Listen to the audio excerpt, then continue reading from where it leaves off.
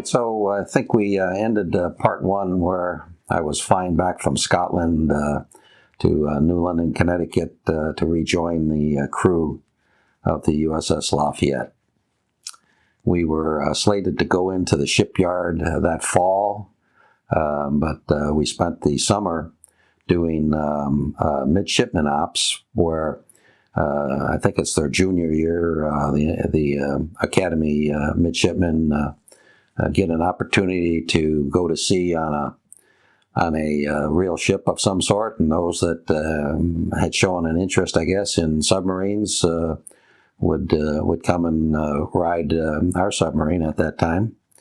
And we'd just go out for the day, out into Long Island, out past Long Island to the 100-fathom curve and dive, do what we called angles and dangles, surfacing and submerging and that sort of thing, running through a few drills and emergency type of training exercises to give them a feel for what goes on a submarine. And then we'd be back in before dark. And we spent basically the summer doing that, and then entered the shipyard for conversion from Polaris missiles to Poseidon missiles. And this was actually the first time that conversion happened. So we were kind of the guinea pigs. It took an extra year, I think, if I remember right. So we spent about 2 years in the electric boat shipyard undergoing that conversion. They had to cut off the top of the missile tubes and put extensions on the missile tubes, and that the welding of that on the high yield steel hull was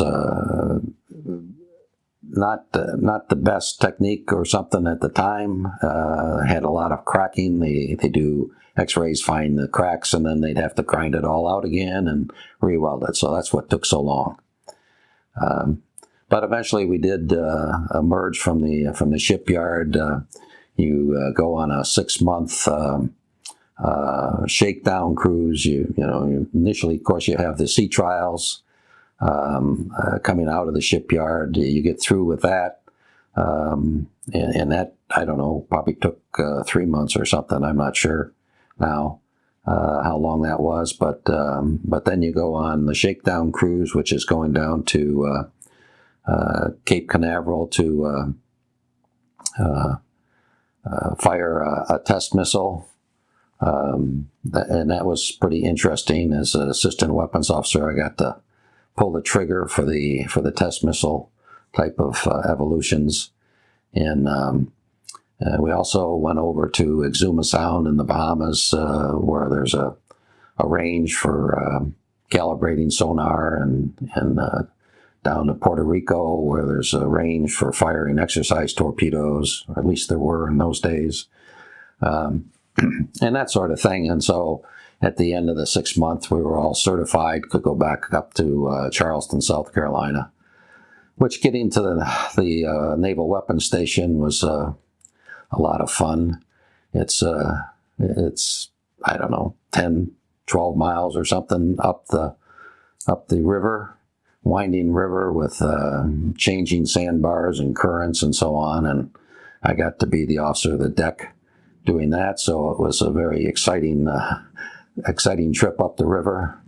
And as weapons officer, I was busy the whole time, so loading missiles, and then headed back down the river. And once again, I got to be the officer of the deck and out to sea and out to our patrol area. So we're back into the cycle of 2 crews, 3 months out, 3 months away, and 3 months back up in New London, Connecticut. So what is your home port at this time? Is it still the ship's home port at this time changed from Rhoda, Spain before the conversion to Holy Loch, Scotland after the conversion, but the families and the off crew were all out of New London, Connecticut instead of Charleston, South Carolina.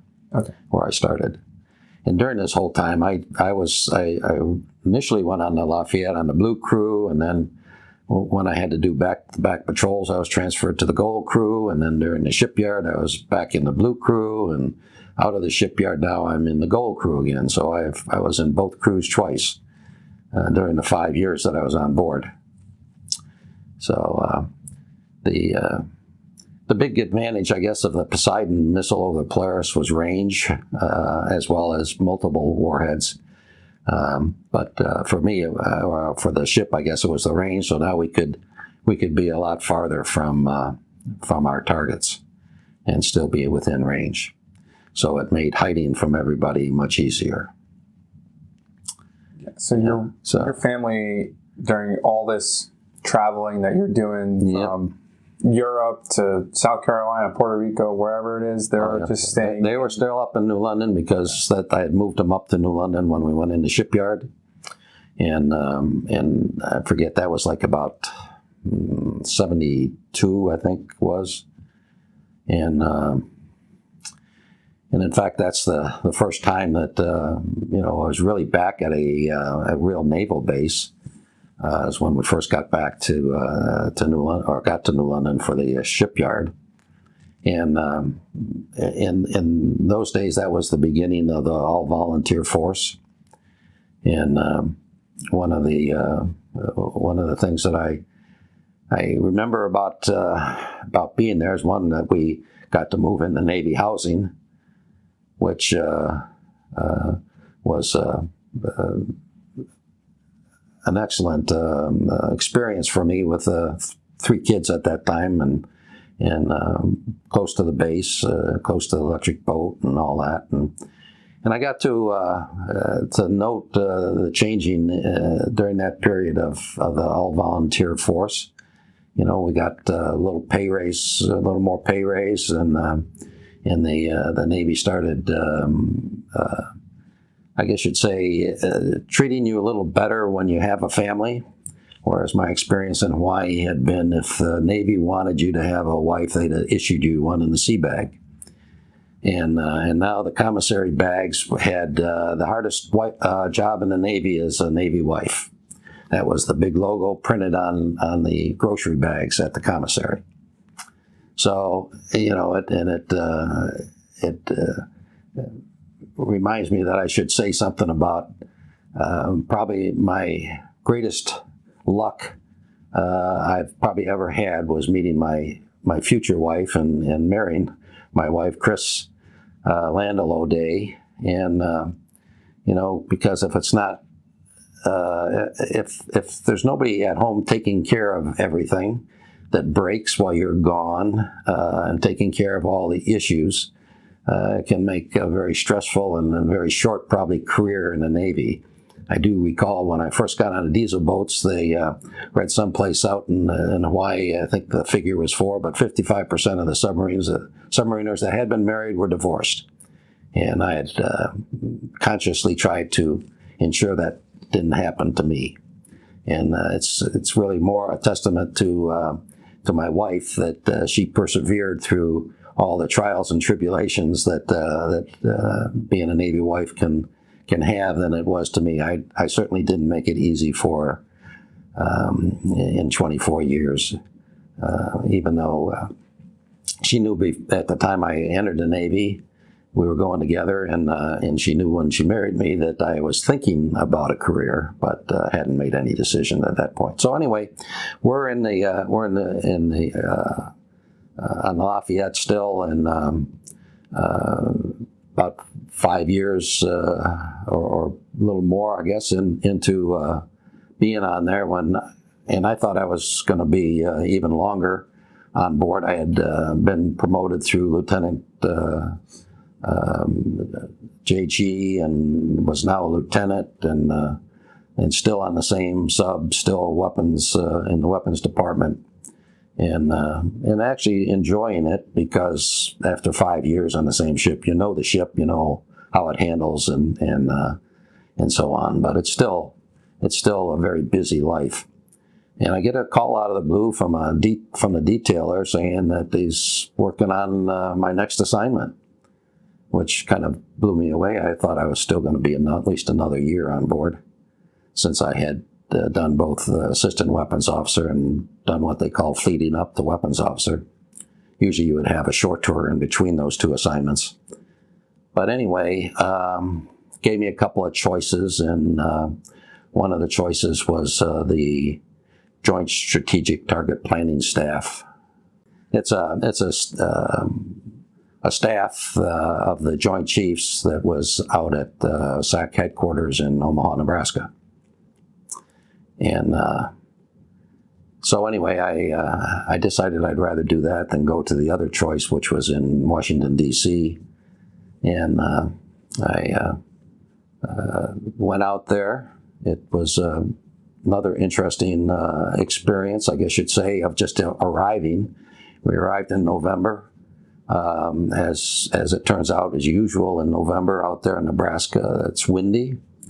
And the cornfields, the corn husks had all dried, and as they tumbled due to the wind across the land and trees and so on, it gets broken up into little bitty pieces that kind of look like a snowstorm and hit you in the face.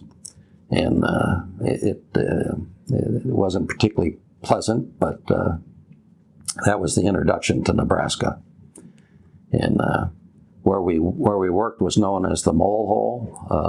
It was 4 or 5 stories underground, and our job was to do the planning of the nuclear war, the weapons to target assignments, and timing and so on associated with that.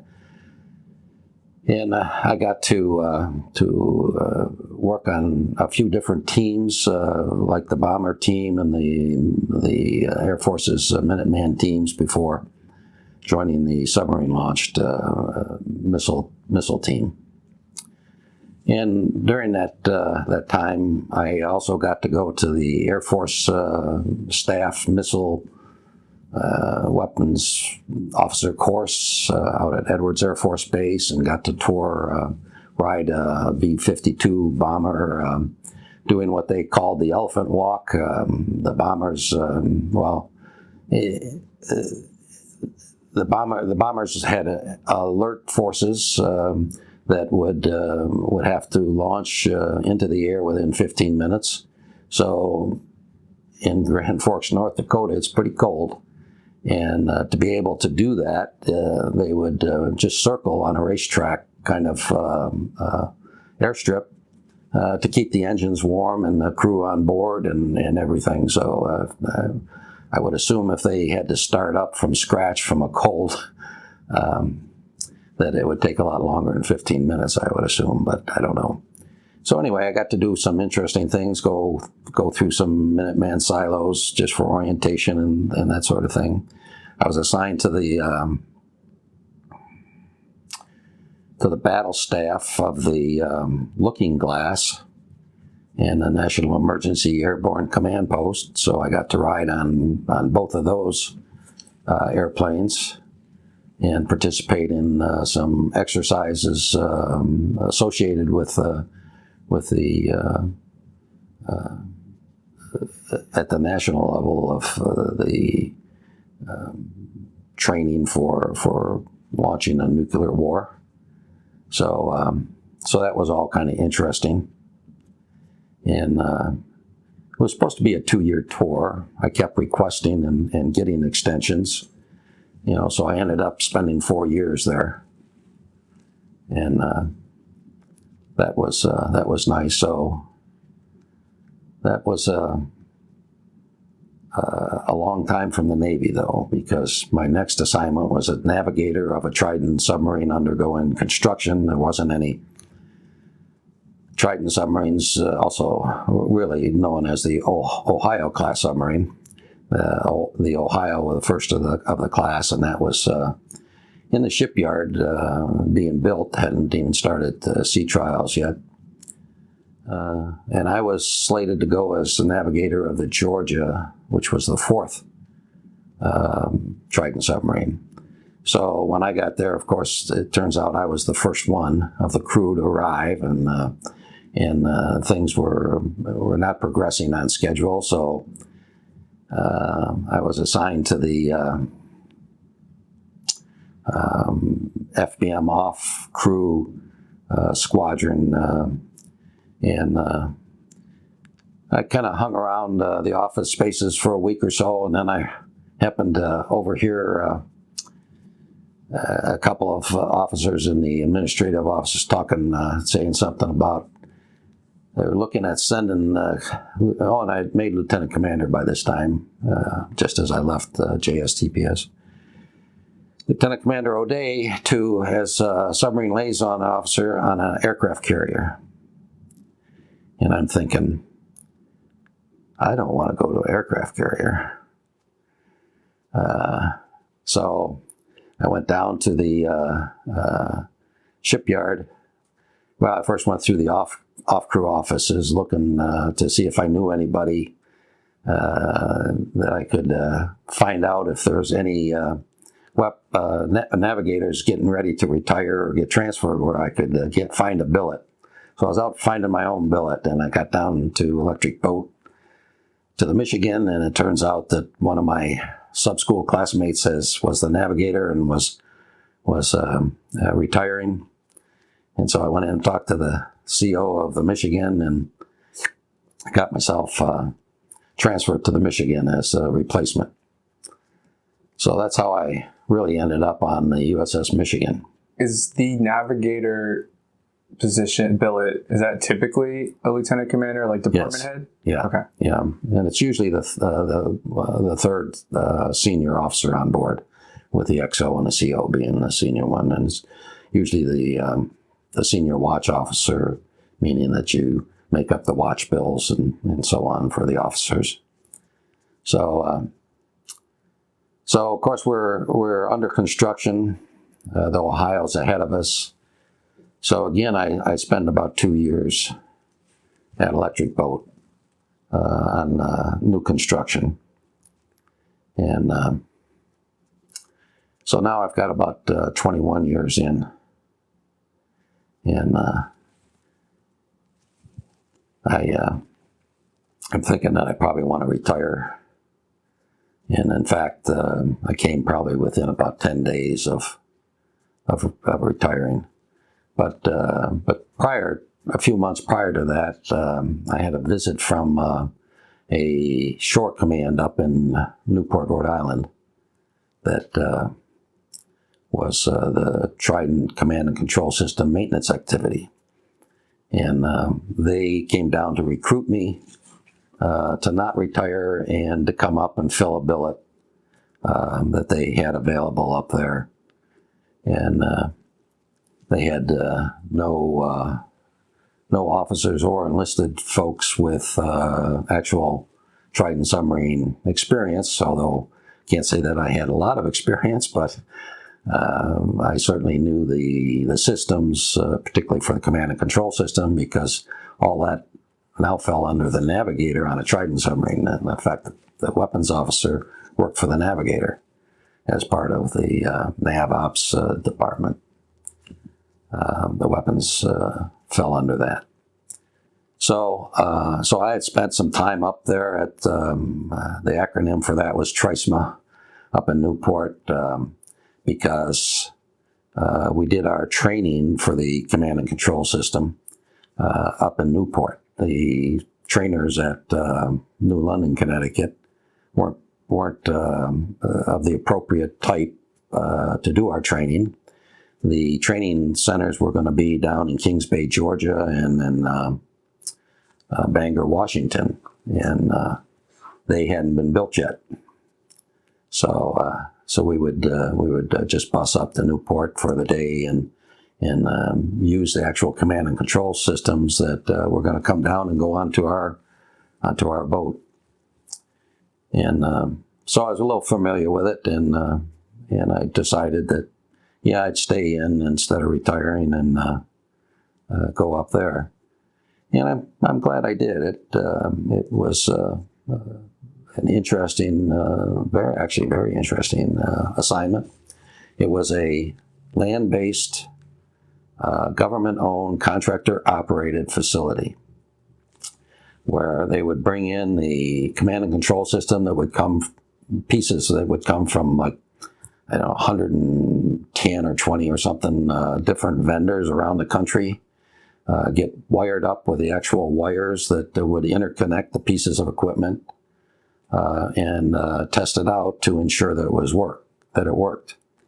And the idea was like at, let's say, General Motors assembly line for a car.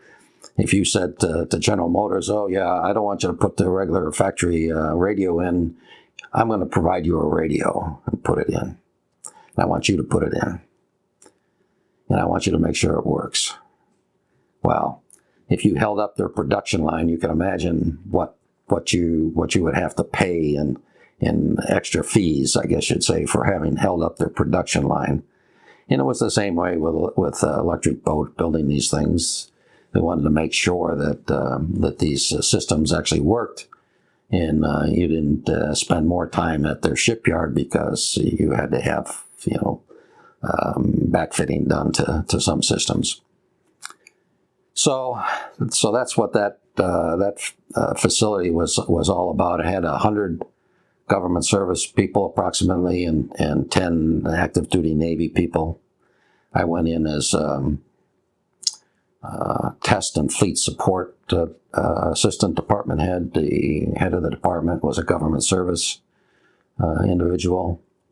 And while I had probably at that time, I guess I probably spent almost 5 years of my careers in shipyards.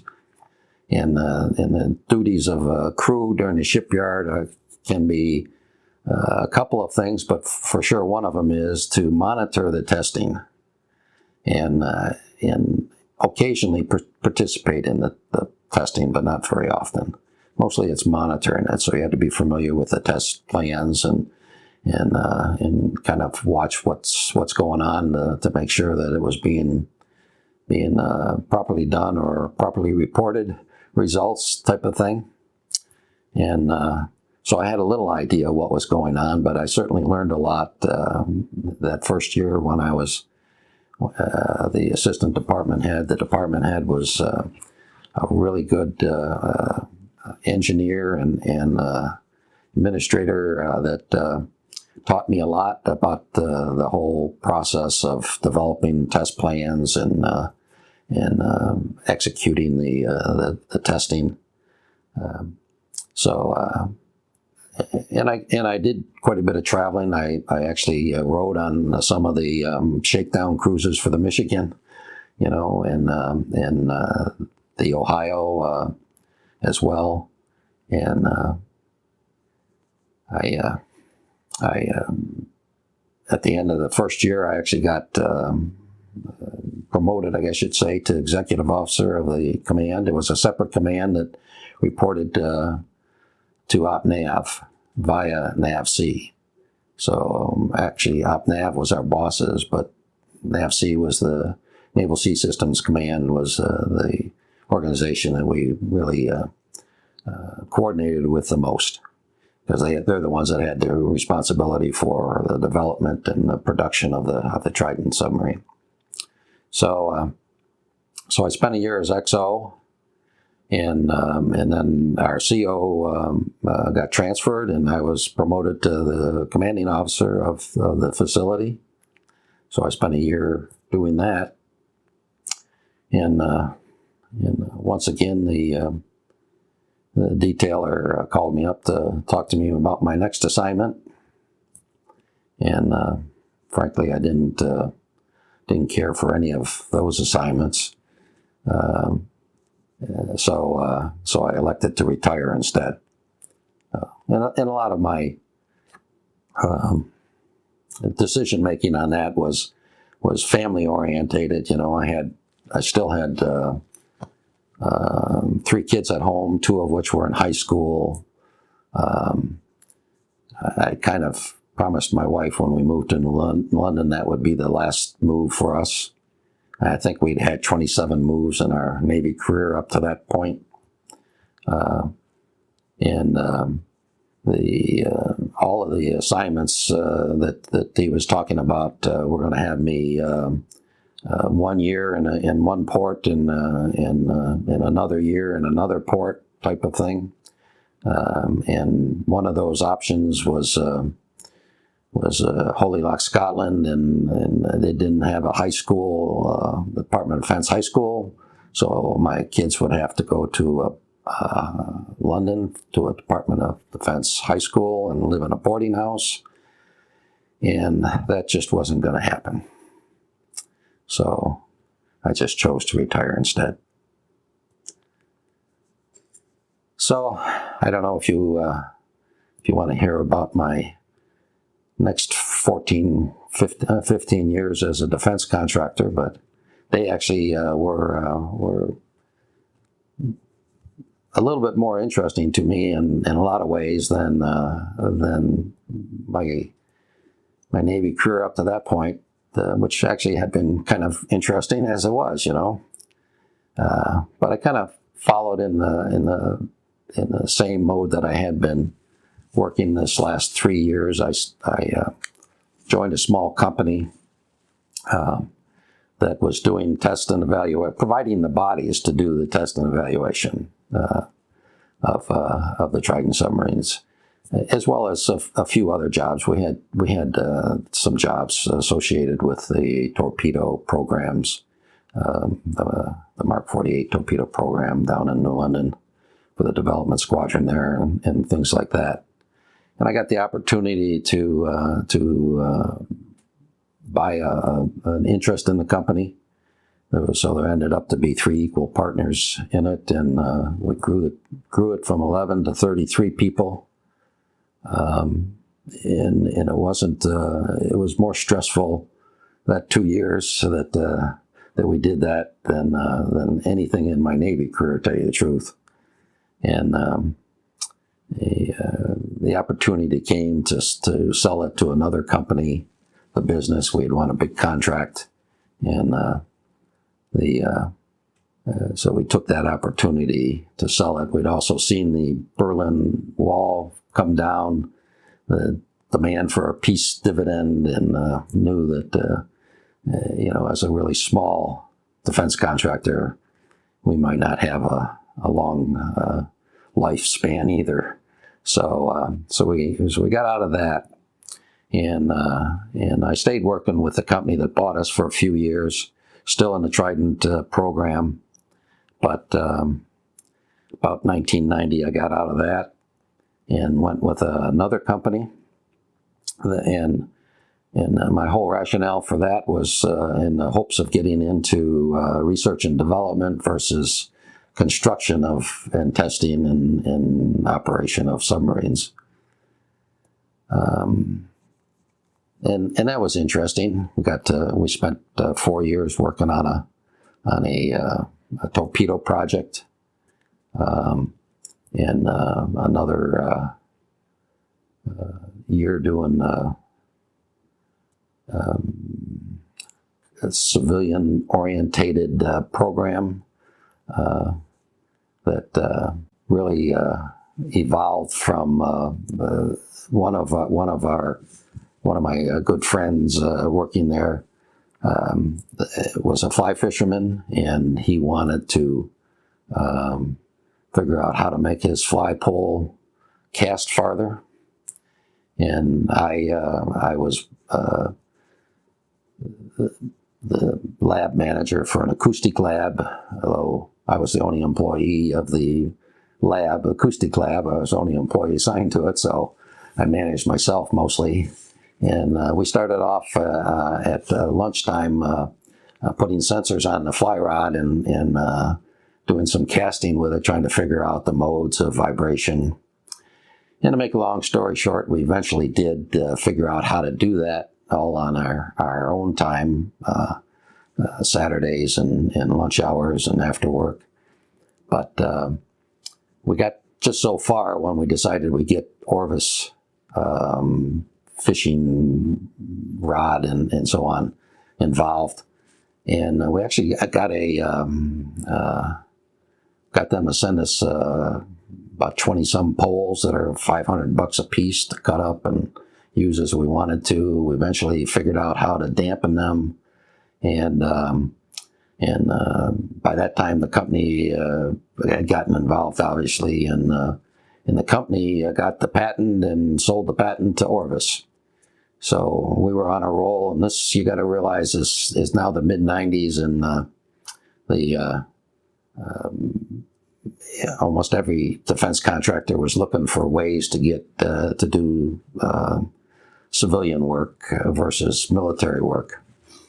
And so we got into the golf club testing and tweaking, I guess you could say. We got a couple of contracts to do that and so on. But in the end, particularly when we got into the golf club, every vice president of the company wanted to be in on the sales pitches to the golf companies out in California.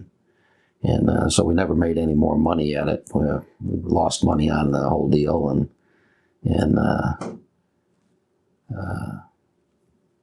we went on, luckily, to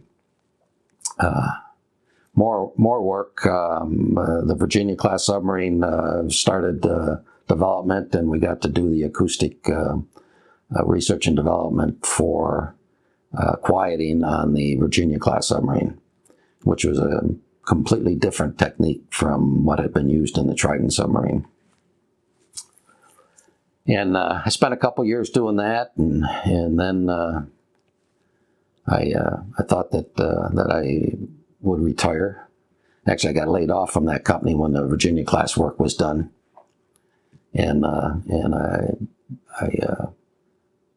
spent about a year looking for a job, but I didn't find anything that really interested me. I thought I'd just retire till my son, youngest son, decided he wanted to go to college, and he didn't want to go to in-state and live at home.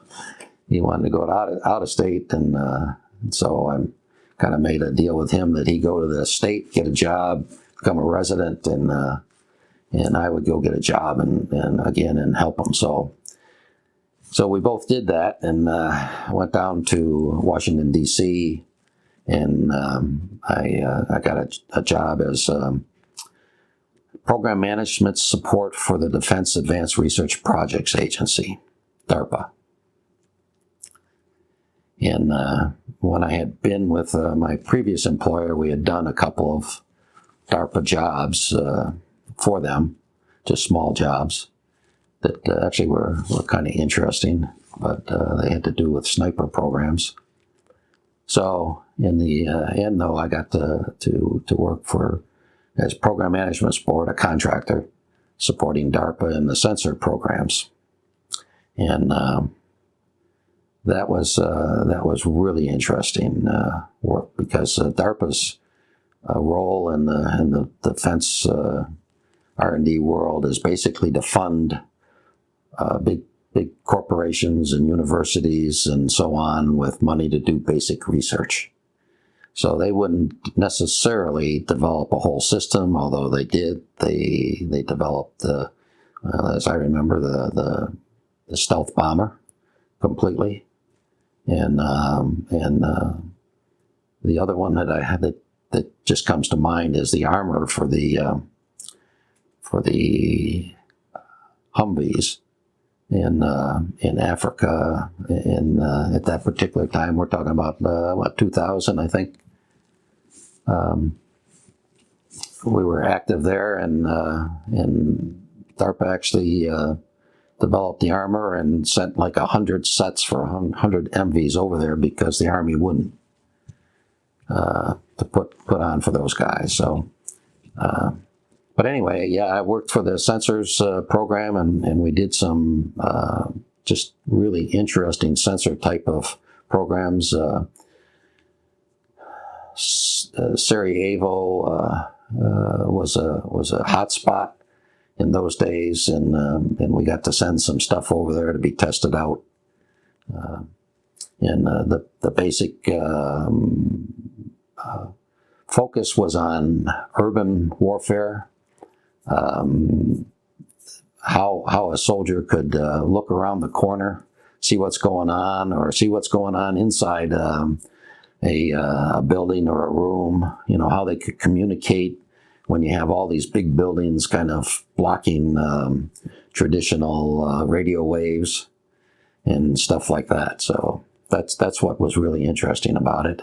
And now in the last, I'm going to say 3, 4, 5 years, I've seen a few civilian types of products, I guess you could say, that I'm quite sure leveraged off of that basic research that we did. Part of DARPA's program at the time was they had to find a civilian use for the research as well as the military use. So they not only had to sell it to the services to carry on to develop as a complete system, but they had to find some civilian companies that would want to take that research and build some type of civilian use out of it. Dual use, I think it was referred to. And so my job there mostly was involved with writing up the solicitations to go in the Commerce Business Daily that would solicit proposals from universities and companies to do that. And then once the government manager, made his decision on which ones he's going to go with, then I would get involved with monitoring the contract, particularly the deliverables, which would be reports and testing plans and testing analysis would all come back, and I would review it and make comments to give to the government guy who made all the decisions on it. Us support, we're just doing a lot of the legwork, I guess you could say, but still it gave a view of where all that was going. And so I really liked that. I talked my wife into going to D.C. We lived across in an apartment building across the street from the office buildings that I worked in, which was next to the office buildings that DARPA was in. So it was kind of nice, right over a metro stop. We could spend weekends going to the Smithsonian buildings and stuff like that, and the monuments. And I talked her into it as a vacation, a long vacation. I'll keep the job as long as we're having fun. And of course, the kids were all grown and gone by that time. But unfortunately, I heard about another job that I thought was going to be even more fun. And so I gave my resume to the company that was bidding on this type of work. And lo and behold, they won the contract. And I ended up as the program manager on the contract for that. And work was down in Key West, Florida. And it was for the Naval Air Warfare Center out of Pax River, but they had a detachment down there that operated the only range on the East Coast where the Navy could actually explode any sort of weapons underwater. And so that was the job. Plus, we operated, or we're contracted to operate 7 Navy vessels with contractor crews. So the same company was operating a helicopter carrier up around Panama City area. And that helicopter carrier was manned by contractors. And its job was to train the Air Force helicopter pilots to land on a Navy carrier. So other than that, it was just a training role. And they operated some EPA ships up in Environmental Protection Agency ships up in the Great Lakes and some Navy small craft down in Puerto Rico. This is more recent, right? This is now 2001 time frame, yeah. Yeah, 2000 to 2001 winter. I went down in, I think it was December, started work. But what lured me down there was none of that, because I really never had a big interest in surface ships. But they had one old diesel submarine, hull number 567, and I had served on the 566. That was my last diesel sub.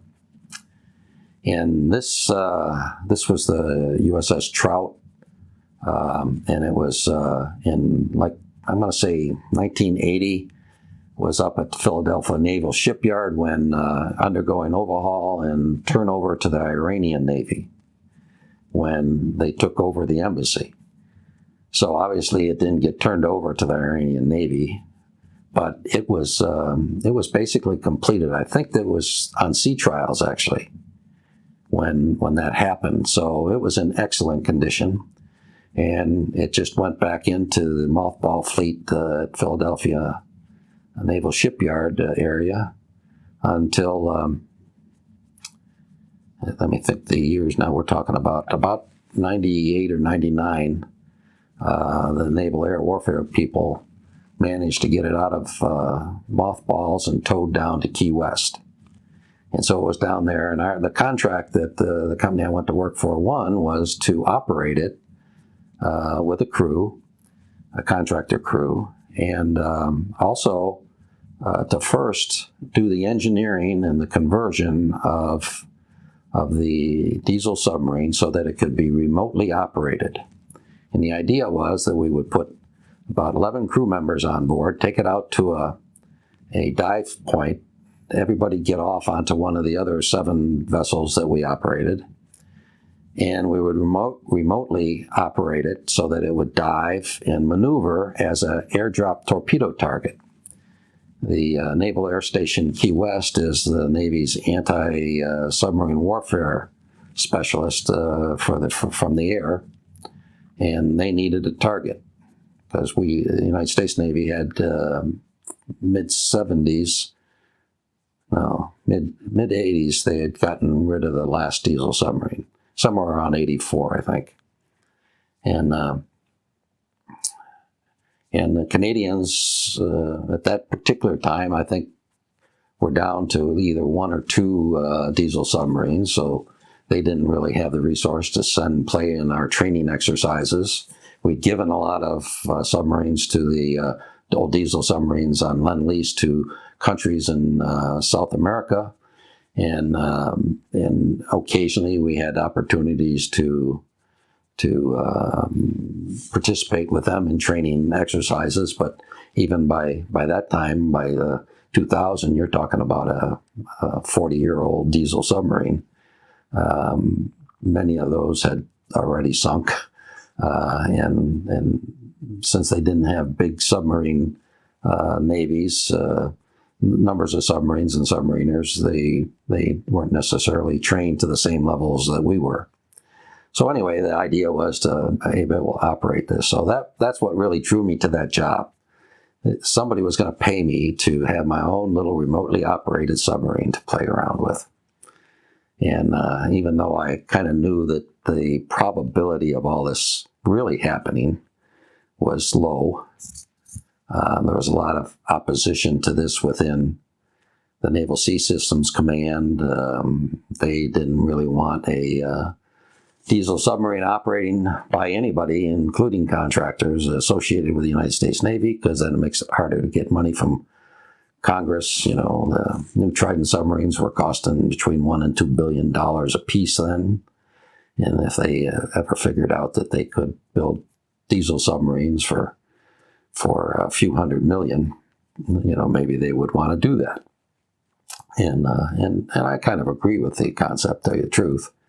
In fact, the Virginia class was built as a more of a littoral warfare submarine versus the blue water submarines of the past. And but anyway, after 3 months, I realized that it was never going to happen with that submarine, and I didn't really have a lot of interest in operating the surface research vessels that they had down there and were operating. So I quit that job, and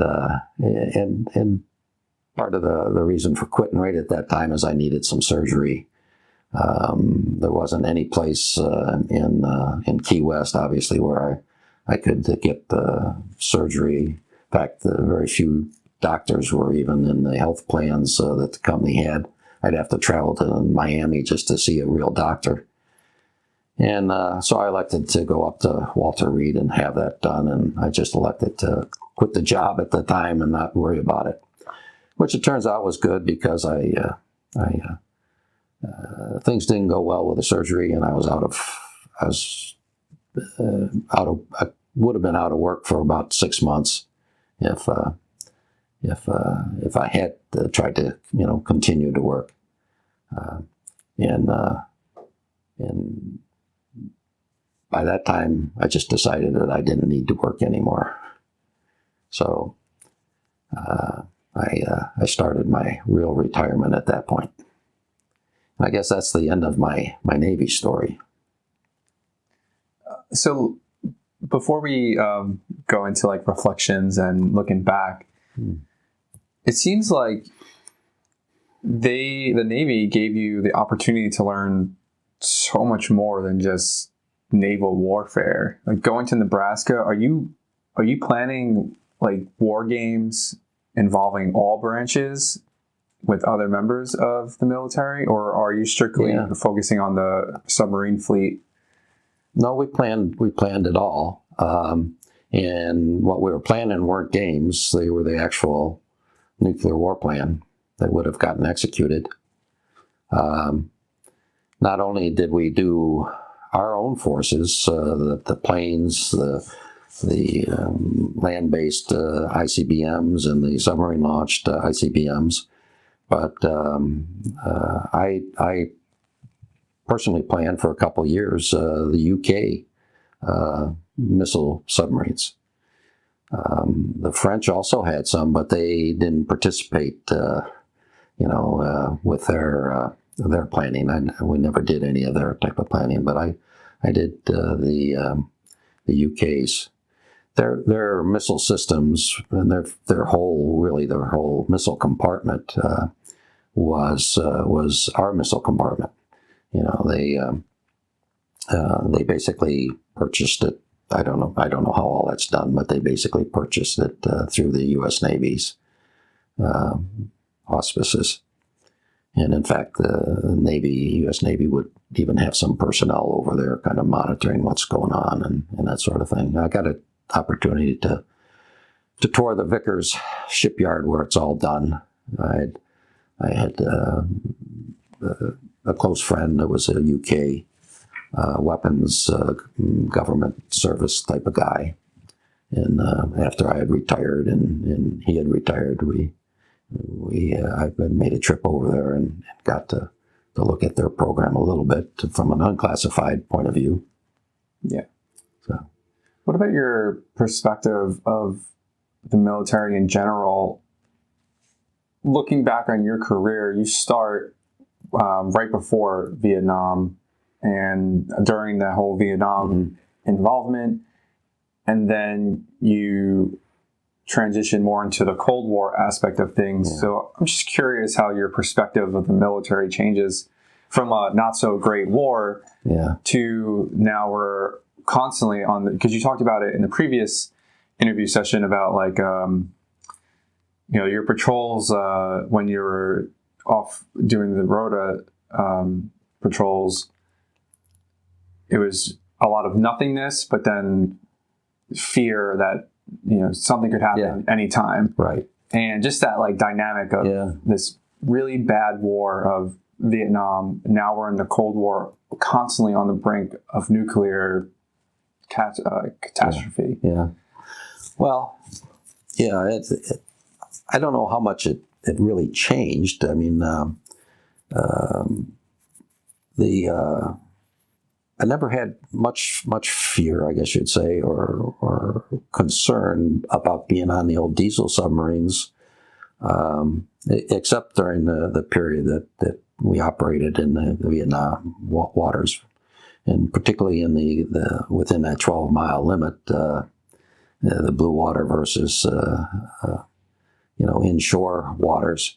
And when we're inshore waters doing our ops, we could hear in the distance, some distance. They were never real close. The North Vietnamese torpedo patrol boats were coming out, and I assume that was like depth charges that they were. So there was a few times when it seemed a little closer than what I would have liked, I guess. But nothing that was really earth-shattering. Whereas when I got onto the nukes and so on, we had a couple of incidents, I guess you could say, where you really wondered what was going on. One of the things that you practice doing when you come particularly out of a shipyard, and that was at least that was the case. I guess you do it quite a bit, but it was the case that I particularly recall, where you do a reactor scram, meaning that you shut down the nuclear reactor, and then go through the process of starting it up again from scratch. And during that time, you try to keep the submarine at periscope depth, and maybe just enough weigh on the battery because your batteries aren't very big on those nuclear submarines. They're mostly just for heating up the water in the reactor, and you try to stay at periscope depth. So, bottom line is that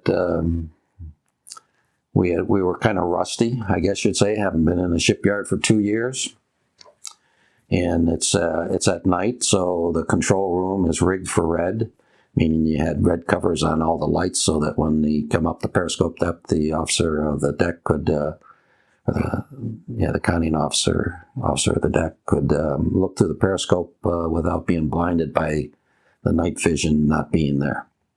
Sometimes we also wore patches as well as the red lights in the control room, to tell you the truth, most of the time. So you're trying to stay there at periscope depth by flooding a little water in, trying to maintain a neutral buoyancy, blow a little water out, that sort of thing. And the chief of the watch would operate the ballast control panel, and turns out that because it was rigged for red and we were very rusty, and I guess he forgot which way there was a lever. You put it up for blowing air out, and you put the lever down for flooding it. Well, he just kept flooding it, it turns out. And so we started to sink. And I forget the numbers, but let's say anything over 200 feet. I couldn't tell you how deep we could go. Nowadays, those classes of submarines could all be unclassified, but our depths were classified in those days. So anyway, we kept going down, and I kept telling them, well, blow another 1,000 pounds to sea, blow another 1,000 pounds to sea, until we had all the water out of the ballast control tank. And I thought, but instead he was flooding. So we had it full, which means we were sinking. And as we approached the test depth point, I just made the decision. Of course, as we passed about 600 feet, I know one MC make the announcement, Captain to the con, because I don't know what's going on. Why are we sinking? I get reports from all the compartments. There's no flooding. All the tank levels, except for the ballast control tank, evidently, were reported as being normal. And as we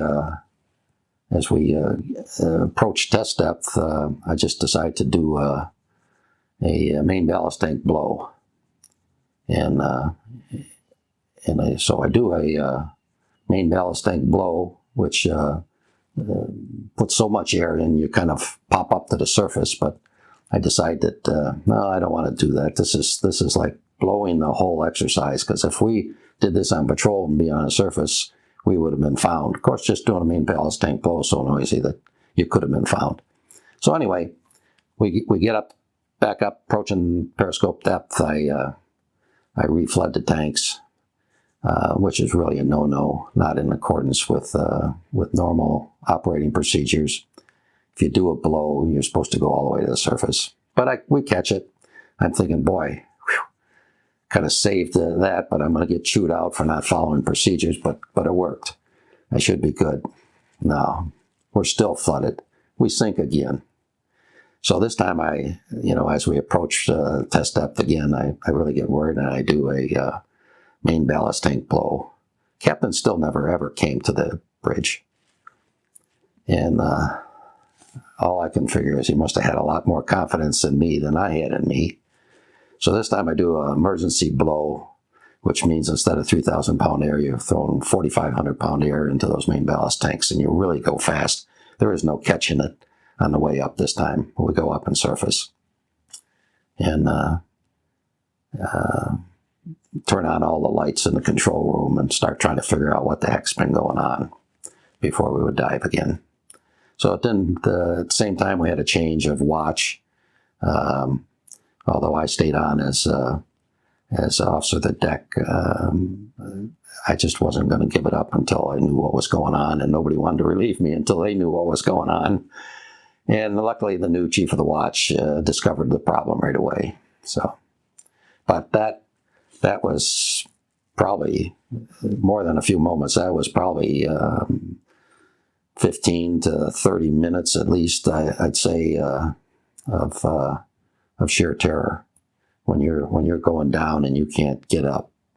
That's the nightmare. We had a few other instances where the navigator was plotting a location, and we were our locations, and he was determining that we were actually moving backwards, that we should be moving forward, and we were actually moving backwards. And in the end, what we figured out was that we were actually being towed backwards by a big trawler whose nets had encompassed our sail. And so we got towed backwards. And that was not as bad as the other incident, but it was still of concern. It took a while to figure out what the heck was going on.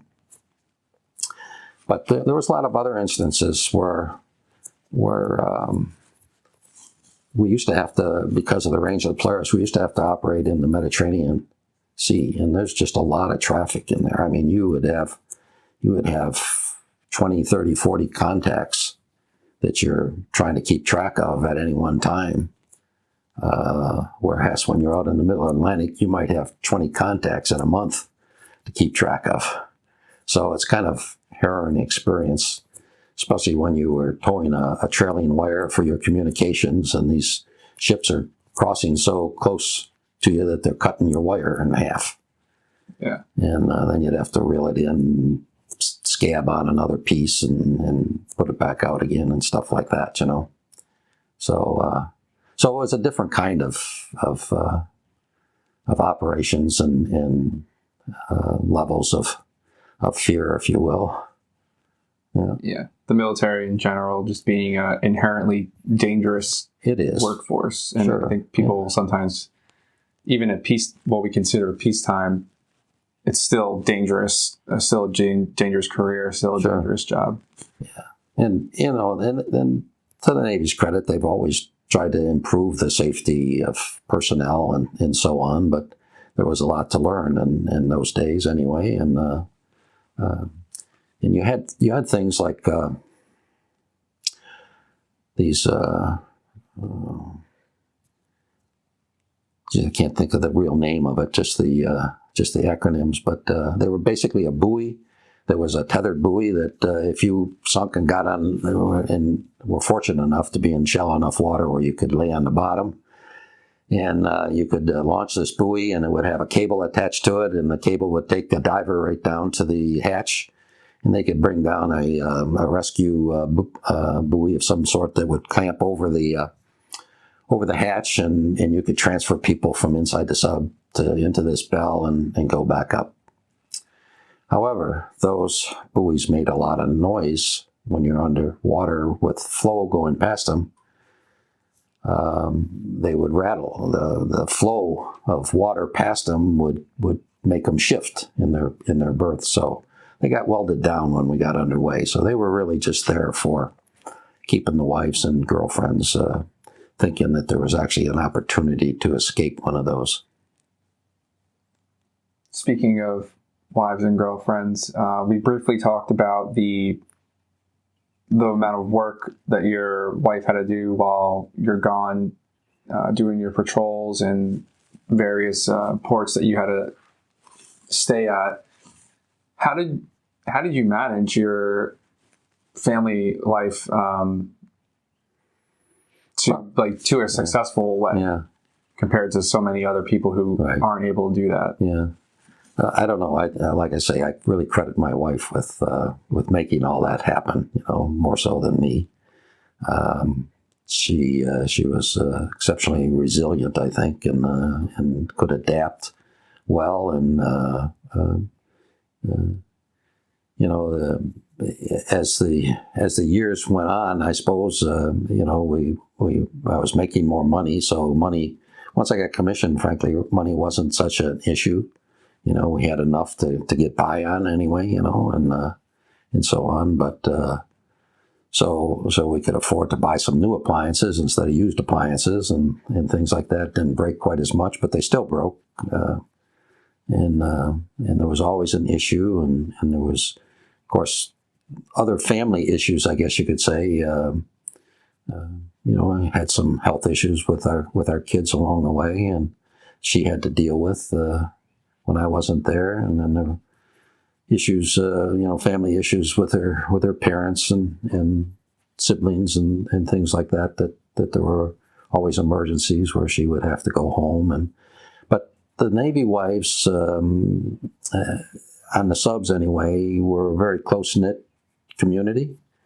And you could rely on getting help if you needed somebody to watch the kids or provide transportation or something, whatever was needed. The phone trees worked pretty well. And so we still go to some of the reunions of the submarine crews. And my wife really likes to go along and reacquaint with a lot of the other wives that are still attached and attending.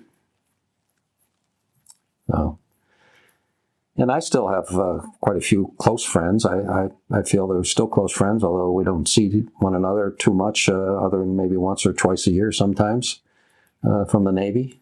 But some going back to first met one fella in 1967. And we both were in the NESEP program at NC State. And then he went Airedale and I went submarines. But we still managed to cross paths occasionally. And now he lives up above Tampa, about a mile from where my son is. So I get to see him quite a bit during the winter. We get together for lunch or dinner or something every time I go up there to visit my son. One of the guys I worked with out at JSTPS, that was the acronym I couldn't think of before, the Joint Strategic Target Planning Staff in Omaha. He's probably about 10 miles from my son now. And we've kept in contact with them over the years. And so I have another friend from JSTPS days up in Hickory, North Carolina, that I had gotten into the hobby of wood carving, as I had done that now for 45 years.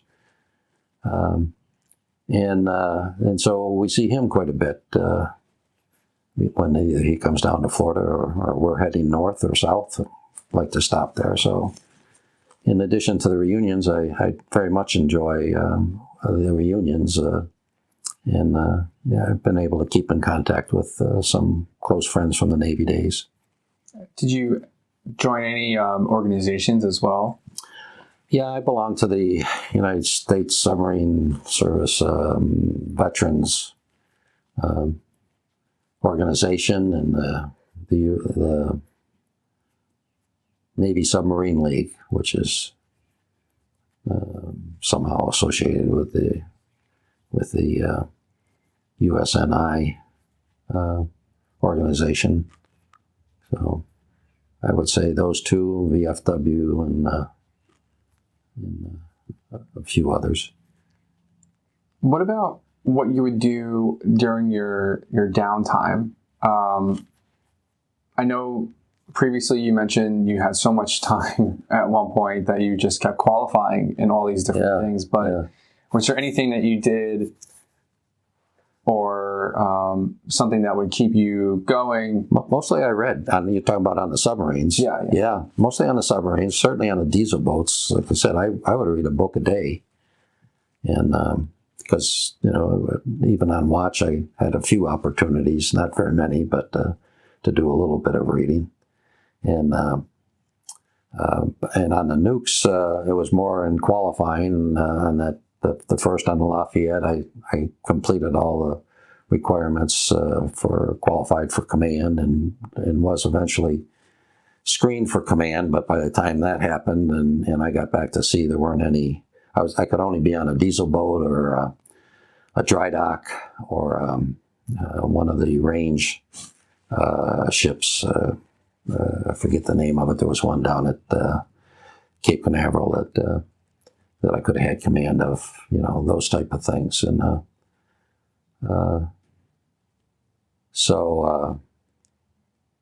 but I completed all the qualifications, for all that kind of stuff. And then at about the fourth year on the Lafayette, I decided that, because I'd always done woodworking, that I would try some wood carving. I could take that out to sea, a block or two of wood and a few tools, knives and gouges and so on. And so I did that. I took adult ed class, got to go 3 weeks before we had to go to sea, and continued it out on the sub.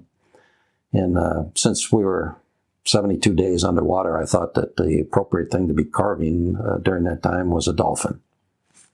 So I carved a dolphin out of a piece of willow tree, and it kind of kept me busy, I guess you'd say. Navy believes that a happy sailor is a busy sailor, so there wasn't that much dead time for me, so much on the nukes as there was on the diesel boats, I think. So I had more responsibilities on the nuclear subs than on the diesel boats. So, what is like a general message you would like to convey to people who may see this video that potentially want to go into the military and want to go into perhaps the submarine fleet, become a submariner just like you were, as like a potentially an 18-year-old or one that's going to be commissioned through their commissioning source? Like what advice would you give them if they see this video and some of the things that you've experienced? Sure. So my advice is to try to get into some field that is give you some training for later in life, that your life doesn't end at 22 or 24 years old, and frankly, when I joined the Navy, luckily I had this coaching by my uncle, to enlist under a guaranteed schools program, and I guess I did well enough on the Armed Forces test battery that I could enlist with a guaranteed school type but to think of it in that direction, I guess you could say, whether irregardless of what the service is, whether you're talking about the Army, Marines, or Coast Guard, or Air Force, I think you should have that in the back of your mind, unless you already have all the qualifications for a skill that you're going to earn a living at afterwards. And then you got to go in with an open mind that this is going to be more regimented than your previous life. You got to forget about what haircut you want and how often you want to shave and how you want to dress today. If you can just get past all that stuff and focus on picking the right career field to try to get into, and then doing the best job that you can at it, and so on. That's the rest of it is all going to fall into place. It's putting yourself in the right place to have the good luck of moving up. And there isn't any place, I don't think, any place in the civilian industry that will give you so much responsibility in so little a time as any of the military services are going to do. And it's just a great, I think it's a great experience for everybody. Kind of sorry that we don't have mandatory service. And although the all-volunteer force seems to be working, it would be good for everyone, and including all you great-grandkids that are now watching this and are of age to join the service. I especially encourage you to do so. So that's my thoughts on it. What about for civilians who never served, don't have anybody who was in the military? They don't fully understand the dynamic of military life. What do you want to tell those individuals, our fellow Americans who just never served for whatever the reason might be? But what would you like them to know about veterans like you and me? Specifically you, though. Well, I guess I don't really think too much about that. I don't have any, I guess I'd say disdain or anything for those that didn't serve. I mean, that was their choice. There was probably times where particularly during the later years of the Vietnam War, where I could see their point of not wanting to serve, but other than that, there's certainly something to be said for maintaining the commitments that we made to those that did serve, and I would like to remind all my congressmen that there was a commitment. I think back in the 50s and 60s that still hasn't been honored with regard to our health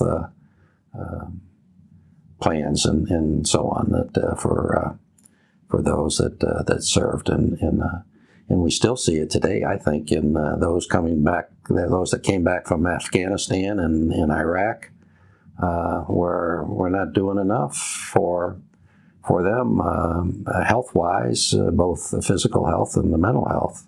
So and once again, I'll encourage them all to take another look at those programs. Is there anything that we didn't cover in this video that you want to speak about now? No, I think we pretty well covered it. Well, if that's it, then thank you very much, Lieutenant Commander James O'Day, for participating in the Veterans History Project. Stories like yours need to be captured, and there's a lot of valuable information you provided. I think a lot of your story, just to learn from the different aspects of what the military allows you to do as in certain fields that you go into. And your story is very unique, a little different than probably a traditional pipeline career that someone would go in today, but you never know when you join the military what you may end up doing and what you could contribute to. And I think yours is truly a fascinating story. I really think like the next 20 years are going to be fascinating for somebody that joins today or joined just a few years ago. The whole idea of warfare, I think, is going to take a major change in the technologies that are available to conduct it. And I want to take this opportunity to thank Congressman Greg Steube for making this available and for putting this on for us. Thank you.